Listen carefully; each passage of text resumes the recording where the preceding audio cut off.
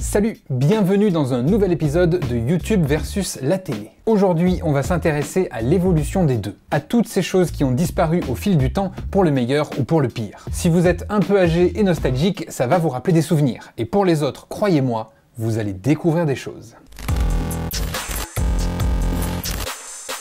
On va commencer par les évolutions en télé et directement par ma préférée, la période pré-oreillette. Aujourd'hui, un présentateur est en contact permanent avec la régie via une oreillette. Le chef d'édition ou le réalisateur a en régie un micro et l'active pour parler dans l'oreillette du présentateur et ainsi lui donner toutes les infos, les changements de dernière minute, les problèmes techniques, bref tout ce qui peut se dérouler pendant l'émission. Sauf que ça n'a pas toujours été le cas. Avant l'oreillette, la régie et le présentateur communiquaient par téléphone. Oui, il y avait un téléphone directement sur le bureau du présentateur et la régie l'appelait en cas de problème. Et ça donnait ça. Oui. Ah, bien. Alors je pense que nous allons suivre dans un instant cette exposition. Je crois que nous avons un problème, je vais me renseigner auprès de la régie. Alors expliquez-moi ce qui se passe. Je voudrais que vous me disiez ce qui se passe. Est-ce qu'après l'interview de Madame Françoise Giroud, je suis très ennuyé. Oui, nous sommes à nouveau en panne. C'est amusant. Vous n'avez plus rien du tout. Bien. Alors on met la clé sous la porte, on s'en va, qu'est-ce qu'on fait? Ah, si le téléphone ne marche plus, nous sommes coupés du monde alors.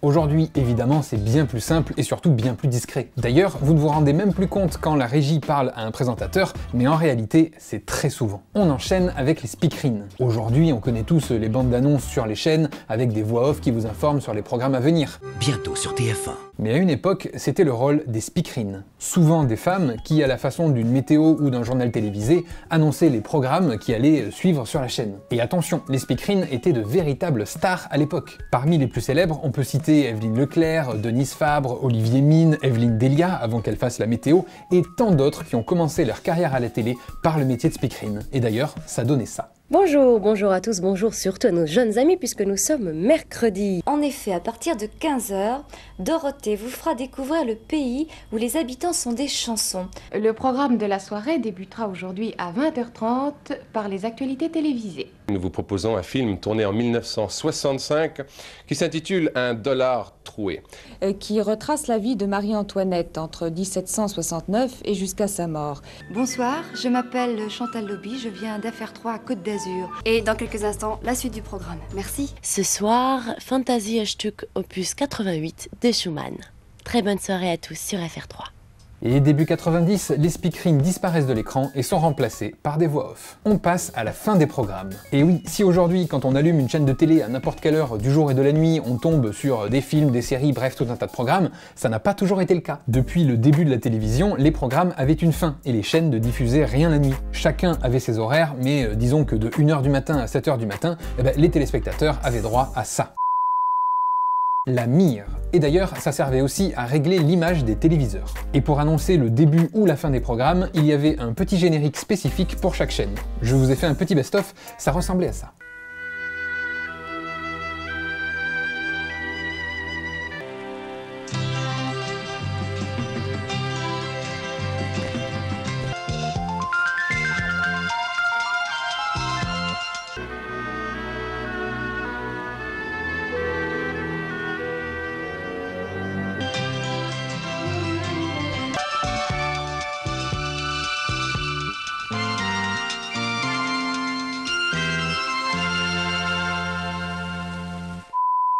Cette pratique a quand même continué jusqu'en 1988 où M6 fut la première chaîne à diffuser 24h sur 24. Les autres chaînes ont rapidement fait pareil dans les années suivantes, sauf France 3, qui n'est passé au 24-24 qu'en 2002. On va maintenant passer à une pratique qui ne venait pas des chaînes de télé, mais plutôt des téléviseurs, et qui avantageait énormément TF1. Sur les anciens téléviseurs, quand ils s'allumaient, ils affichaient par défaut la première chaîne, et donc TF1. Évidemment, ça arrangeait beaucoup la chaîne, qui du coup faisait plus d'audience. Mais avec l'évolution technologique des téléviseurs, et pour éviter toute concurrence déloyale, maintenant vos téléviseurs s'allument sur la dernière chaîne que vous aviez regardée. Et chez TF1, ils n'ont pas dû être super contents de cette évolution. D'ailleurs, SFR fait la même chose depuis quelques années en allumant par défaut la box de leurs utilisateurs sur la chaîne BFM, chaîne qui appartient au même groupe qu'SFR, histoire évidemment de booster un peu plus les audiences. Beaucoup de téléspectateurs ont fait des réclamations au CSA, mais ils ont annoncé que ce n'était pas de leur ressort. Dommage, vu que c'est le Conseil supérieur de l'audiovisuel. Mais bon, un truc que j'aime bien aussi dans l'évolution de la télévision, c'est l'évolution des logos des chaînes. Et il y en a beaucoup. Par exemple, si on prend TF1, voici l'évolution du logo au fil des années. Je vous invite à mettre pause si vous voulez voir ça de plus près. Là, c'est pour Antenne 2, devenue France 2, pour France 3, Canal+, la 5 avec les différentes chaînes qui ont été diffusées sur le canal, et M6. On va finir avec les évolutions de la télé par des petites infos en vrac. Par exemple, jusqu'en 91, on pouvait fumer à la télé. Bon, après, il faut dire aussi qu'on pouvait fumer dans les avions, donc je vous laisse imaginer l'horreur d'un vol Paris-New York. Comme vous le savez, la télé au départ était en noir et blanc, et ce n'est que le 1er octobre 1967 que la couleur est arrivée. L'événement s'est fait en direct, je vous laisse voir. 5, 4, 3... Et voici la couleur, au jour fixé et à l'heure dite. Mesdames, Mesdemoiselles, Messieurs, vous qui maintenant nous voyez tels que nous sommes, vous cesserez très vite, je le sais bien, d'être sensible à la magie de la chose.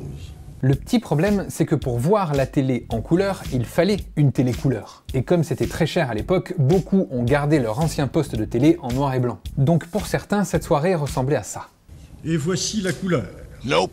Ensuite, les évolutions techniques de la télé ont continué, avec par exemple le passage au numérique à partir de 2009, puis l'arrivée de la HD, et enfin de la 4K. D'ailleurs, toutes les chaînes ne sont pas encore en HD. Par exemple, si vous regardez LCI, vous verrez que ce n'est pas en haute définition.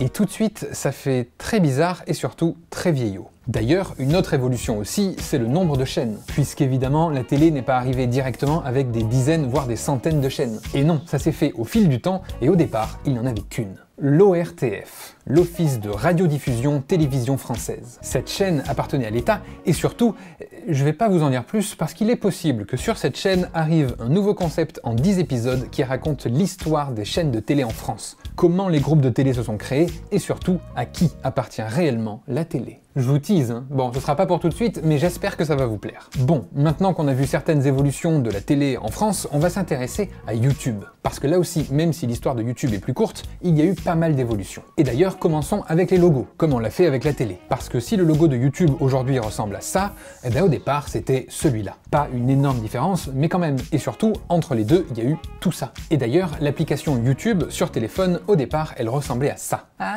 un peu moins stylé, hein. Autre chose qui n'existe plus aujourd'hui, c'est le blocage du compteur de vues. Durant des années, lorsqu'une vidéo était postée sur la plateforme, à partir d'un certain nombre de vues, le compteur était bloqué pendant plusieurs heures pour que YouTube puisse vérifier que les vues soient bien réelles, et que ce ne soit pas des robots ou des fermes à clics qui essayent de faire monter le nombre de vues. Une fois vérifié, ça prenait à peu près un jour, le reste des vues se rajoutait et le compteur reprenait normalement. Et ce palier de blocage était à 301 vues, d'où le titre de l'émission de Cyprien. Et d'ailleurs, toujours Cyprien en avait fait une vidéo sur sa chaîne pour expliquer pourquoi il y avait un blocage à 301 vues, je vous mets le lien en description. Mais avec l'augmentation des puissances de calcul des serveurs de YouTube, il n'y a plus ce blocage des 301 vues depuis août 2015.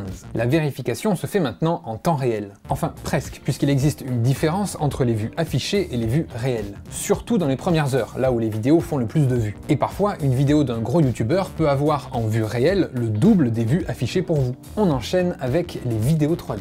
Oui, en 2011, il était possible de mettre en ligne et de regarder des vidéos en 3D sur YouTube. Et bien sûr, il fallait avoir des lunettes 3D pour regarder la vidéo. Bon, inutile de dire que ça a été un gros flop et qu'ils ont rapidement enlevé cette fonctionnalité. Même si beaucoup de créateurs à l'époque avaient essayé. Par exemple, Cyprien ou Norman ont fait une vidéo sur leur chaîne en 3D. Et d'ailleurs, elles sont toujours disponibles, vous pouvez aller voir. Ensuite, on peut citer en vrac qu'il était impossible au début de YouTube de publier des vidéos en HD, ce qui explique en partie la qualité dégueulasse des vieilles vidéos sur le site. Et on peut aussi rappeler que jusqu'en 2012, on pouvait personnaliser réellement sa chaîne YouTube avec un fond, des couleurs, des titres, des boutons cliquables, etc. un peu à la MySpace. On peut aussi citer les annotations qui ont complètement disparu de la plateforme. Avant, on pouvait définir à n'importe quel moment de la vidéo des zones où l'on pouvait mettre du texte, des liens cliquables, mais tout ça a disparu parce que c'était trop le bordel. YouTube a remplacé ça par des écrans de fin et des fiches pour que ce soit un peu plus rangé. Par contre, toutes les anciennes vidéos qui utilisaient justement les annotations pour créer un jeu de pistes de vidéo en vidéo,